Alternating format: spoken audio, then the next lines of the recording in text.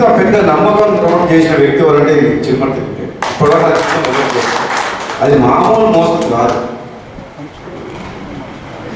తప్పు చేసిన వాడిని క్షమించవచ్చు, తెలియక 10 తప్పులు చేసినా క్షమించవచ్చు, కానీ మోసం నమ్మక ద్రోహం చేసిన మాత్రం జీవితంలో ఎప్పుడు క్షమించవచ్చు.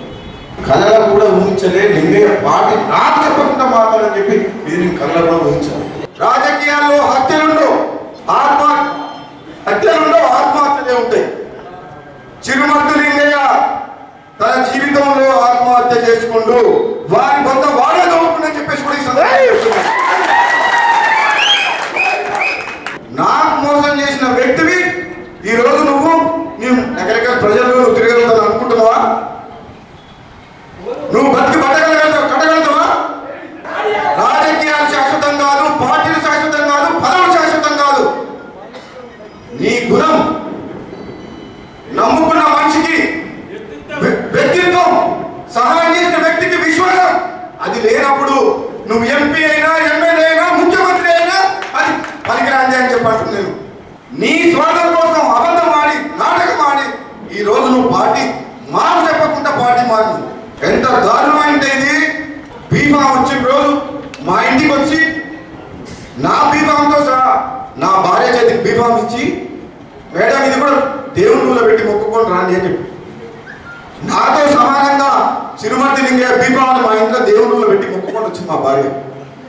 నా కొడుకు అవమానంతో గౌరవించుకొని నువ్వు గెలవాలని చెప్పి టికెట్ ఇప్పించి గెలిపించి అన్ని విధాలుగా నీ కోసం 1000 మందిని బతుకులాడి రాత్రి పగలు కష్టపడితే మాకు చెప్పకుండా ఇది నువ్వు కాంగ్రెస్ పార్టీ కంటే ఎక్కువ ద్రోహం కోమటిరెడ్డి బ్రదర్స్ కు చేసినావు.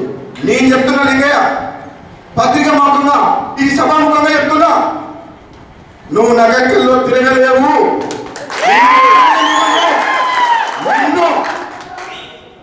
నరకం అంటే ఏంటో భూమి మీద ఉన్నాగానే బతుకునే చూపిస్తా అని చెప్పేసి కూడా నేను చెప్తున్నాను. నాకు పదవులు ఇంపార్టెంట్ కాదు, కానీ నమ్మకం ద్రోహం చేసిన, మోసం చేసిన నీకు గుణపాఠం నేర్పిస్తాం.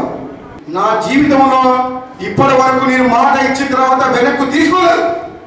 ఒకసారి నా నోటి నుంచి మాట వచ్చిందంటే వెనకడు ప్రాణం పోయినా వెనకడు చేసే ప్రసక్తే లేదు. ఈ రోజు వరకు చెప్తున్నా, నగరికల్ చివరితో చెప్పిన వీరేశంని ఓడగొట్టకుండా రాజకీయ సన్యాసం తీసుకుంటాను. టికెట్ ఇవ్వకుంటే పోటీ చేయాలి చెప్పి టికెట్ తీసుకొచ్చి గెలిపించిన. మళ్ళీ చెప్తున్నా, నాకు మునుగోడు నియోజకవర్గం అంటేనో నగరికల్ నియోజకవర్గం అంతే. 2 కళ్ళలాగా ఈ నియోజకవర్గాన్ని రాబోయే రోజుల్లో లోకల్ బాడీ ఎన్నికల్లో కానీ ఎక్కడ కానీ కార్యకర్తలకు నాయకులకు సమన్వయం చేసుకుంటూ ఈ 6 మండలాలలో నాయకత్వాన్ని బలోపేతం చేస్తా. మీతో పాటు నేను ఉంటాం.